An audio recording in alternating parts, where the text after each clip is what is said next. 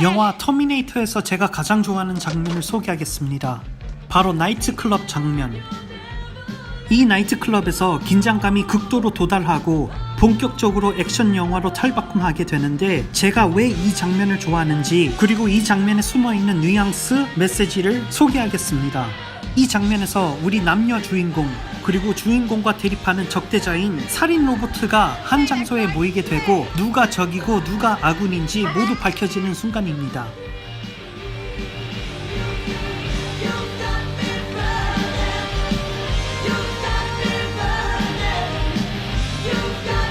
이 나이트클럽에서 새 인물들이 풀어야 하는 수수께끼가 있습니다. 제임스 카메론은 관객들에게 이 정보를 제공해주지만 영화 속 인물들은 이 정보가 제공되지 않았습니다. 오히려 잘못된 정보를 주인공에게 제공함으로써 사라 코너가 카일 리스를 회피하게 되어 영화를 보는 관객들의 애가 타게 됩니다. 이것이 바로 히치콕 감독이 말했던 서스펜스를 만드는 방법입니다. 일단 제임스 카메론 감독이 우리 주인공들에게 제공한 정보를 한번 봅시다. 사라 코너는 뉴스를 통해 누군가가 사라 코너의 이름을 가진 여성들을 살해하고 있다는 걸 알게 되면서 생명의 위협을 느끼게 됩니다. 그리고 그녀는 미래에서 온 그녀의 보호자 카일 리스를 자신을 살해하려고 하는 살인자로 오해를 합니다. 그리고 진짜 살인자인 터미네이터를 모르고 있습니다. 카일 리스, 스카이넷의 방어 시스템을 무너뜨리고 연구단지를 습격한 그의 인류 저항 조직들은 스카이넷이 시간 이동 장치를 이용해서 터미네이터 한 대를 과거로 보낸 것을 알게 됩니다. 그래서 존 코너는 스카이넷과 마찬가지로 자신의 중사 한 명을 과거로 보내 사라 코너를 보호하라는 임무를 주게 됩니다. 하지만 카일 리스는 한 가지 난관에 부딪히게 되는데, 그는 터미네이터가 어떻게 생겼는지 모릅니다. 그래서 그는 무모하게 사라 코너를 미끼로 이용해서 터미네이터를 노출시키려고 합니다. 터미네이터의 임무는 사라 코너를 죽임으로써 인류 저항군의 대장 존 코너의 태생을 막아 인류와의 전쟁에서 승리하는 것입니다. 하지만 존 코너의 어머니 이름이 사라 코너라는 것만 안 채 과거로 온 터미네이터는 사라 코너가 어떻게 생겼는지 모릅니다. 그래서 그는 사라 코너의 이름을 가진 모든 여성을 죽이기 시작합니다. 그리고 그는 인류 저항군이 사라 코너를 보호하기 위해 군인 한 명을 보낸 것을 모르고 있습니다. 이렇게 영화 속 인물들이 누락되거나 잘못된 정보를 가지고 있는 반면, 관객들은 이미 이 모든 것을 알고 있습니다.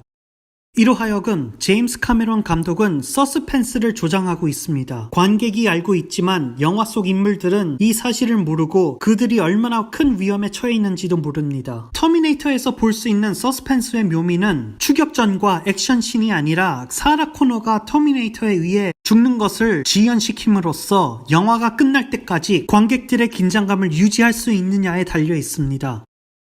당시 독립영화로 개봉된 이 터미네이터, 로봇으로 주인공으로 해서 흔히 말하는 공포 영화 또는 슬래셔 영화 냄새가 나는 이 영화가 최고의 시간여행, 사이파이 영화로 주목받는 이유가 바로 여기에 숨어 있다고 생각합니다. 감독은 이렇게 서스펜스를 만들었는데, 하지만 이것은 꼭 공포 영화에서만 볼 수 있는 기술이 아닙니다.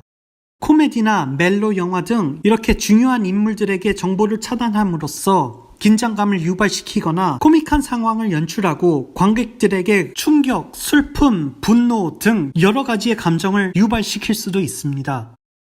서스펜스를 만들기 위해서는 관객들이 알고 있는 정보를 영화 주인공들이 모르게 하는 것이 핵심입니다. 그리고 정보의 차단이 꼭 영화 속 인물에 제한된 것은 아닙니다. 영화 관객인 우리도 정보가 차단되면 그만큼의 서스펜스의 효과가 동등하거나 더욱 효과적일 수도 있습니다.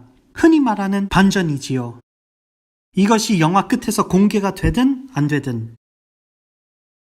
그리고 무엇보다 중요한 것은 감독이 영화 속 인물들이 풀어야 할 과제를 관객들에게 단도직입적으로 설명해서는 안 됩니다. 그렇게 하면 관객들의 지능을 모욕하고 무시하는 꼴이 되며 영화를 보는 재미가 떨어집니다. 관객들에게 암시를 해야 합니다. 감독은 작은 양의 정보를 제공하고 나머지는 우리가 상상을 해야 합니다. 그것이 옳든 틀리든 우리만의 생각으로 해석을 해야 합니다.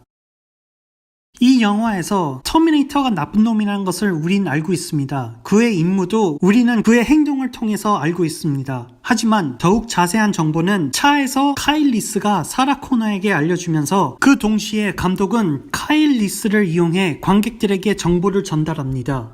영화 초반에 감독이 상황 설명을 해줬다고 생각할 수도 있지만 여러분들이 기억하고 있는 오프닝은 터미네이터 2 심판의 날에 있었던 나레이션입니다. 그 나레이션은 전편의 영화 내용을 간략하게 요약을 해주는데 터미네이터에서는 그렇지 않아요.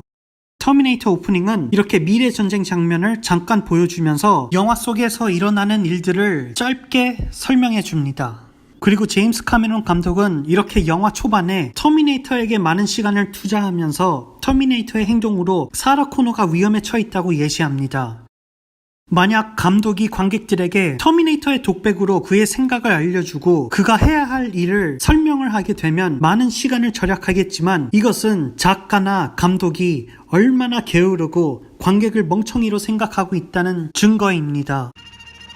여기서 잠깐 재밌는 거 하나 알려드릴게요. 터미네이터가 처음으로 사람을 죽일 때 그의 복부를 주먹으로 강타해서 죽였는데 나중에 카일 리스가 터미네이터 복부에 폭탄을 박아서 치명타를 입힙니다.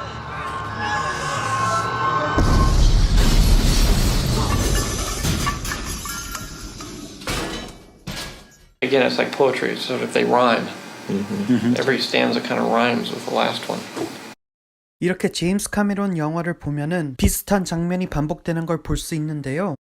또 다른 한 예는 사라 코너가 터미네이터를 죽일 때입니다. 1편에서는 버튼을 눌러서 터미네이터를 죽이는데 2편에서도 마찬가지로 사라 코너는 버튼을 눌러 터미네이터를 제거합니다. 아무튼 이야기가 3000포로 빠졌는데 나이트클럽 장면은 제임스 카메론이 얼마나 대단한 감독인지 보여주는 아주 멋진 장면입니다.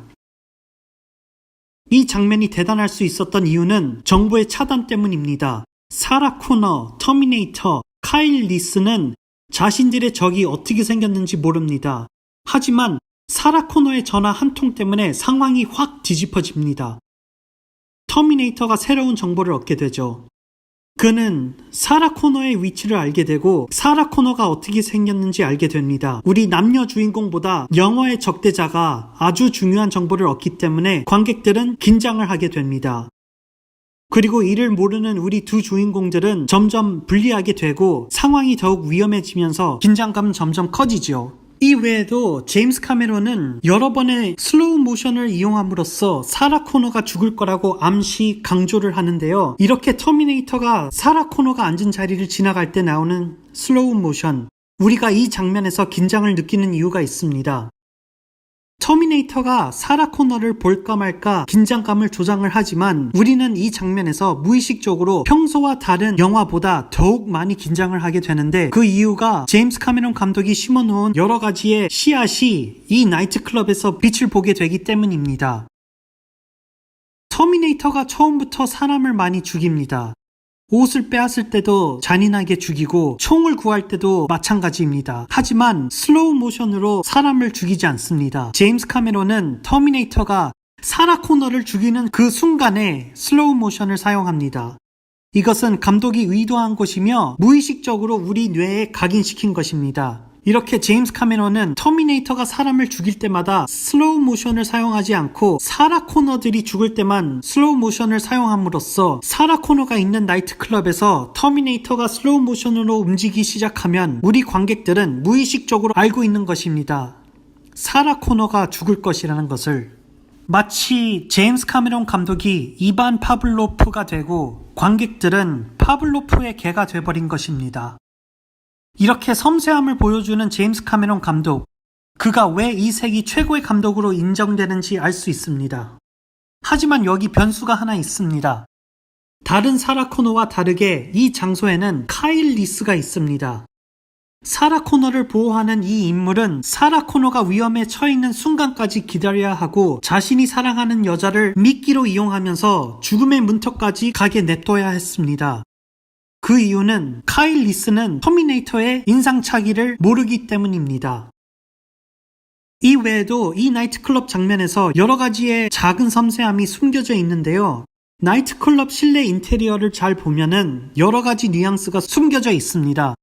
경찰이 꼼짝 말고 있으라고 했지만 사라 코너가 위험에 처했다는 것을 암시하듯 나이트클럽 안은 사일렌같이 붉은 불빛들이 번쩍거리고 차가운 철로 만들어진 실내 인테리어와 공장 바닥에서만 볼 수 있는 철망으로 만들어진 테이블, 그녀가 마치 철장 우리에 갇혀 터미네이터로부터 벗어날 수 없는 느낌을 제시하고 있습니다. 그뿐만 아니라 사라 코너가 나이트클럽에 입장을 할 때 흘러나오는 음악이 타니 케인 앤드 트라이앵글의 포토플레이입니다.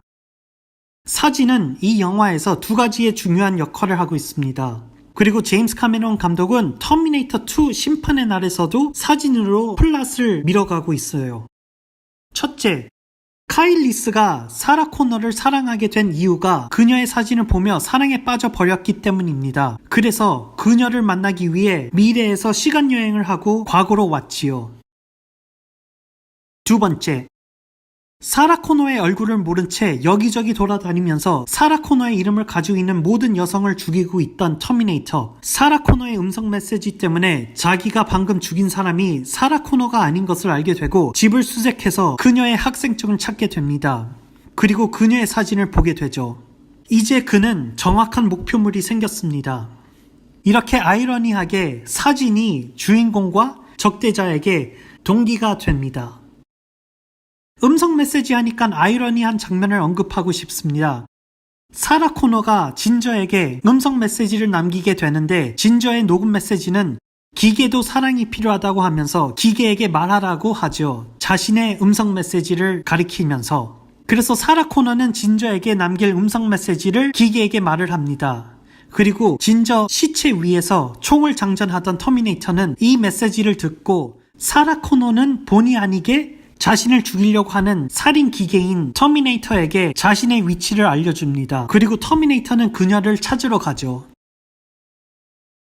전에 말했듯이 제임스 카메론 감독은 터미네이터 2 심판의 날에서도 사진을 중요한 소품으로 사용합니다. 정신병원에 감금된 엄마를 미워하지만 존 코너는 그녀의 사진을 가방에 가지고 다닙니다. 친구 앞에서 터프하게 굴며 날라리 청소년 같은 이미지를 풍기지만 엄마를 무척 사랑하는 평범한 청소년입니다. 이렇게 작은 사진 한 장으로 존 코너가 자신의 엄마인 사라 코너를 어떻게 생각하는지 감독은 우리에게 작은 힌트를 줍니다. 그리고 백화점에서 사진이 찍힌 터미네이터. 이 사진은 사라 코너가 정신병원을 탈출하게 되는 중요한 요소가 됩니다. 11년 전 경찰서에서 17명을 학살한 남자가 백화점에 다시 나타나 그 인물을 수사 중인 형사들이 사라 코너에게 질문을 하는데 형사들은 최근에 찍힌 터미네이터의 사진을 보여주면서 양부모가 살해되었고 아들이 행방불명되었다고 말해줍니다. 그리고 그날 밤 사라 코너는 아들을 보호하기 위해 탈출을 계획합니다. 참고로 백화점에서 터미네이터 사진을 찍던 이 사람 이름은 윌리엄 위셔이며 터미네이터 1탄과 2탄의 작가로 참여한 사람입니다. 그리고 그는 터미네이터 1편에서도 잠깐 등장합니다.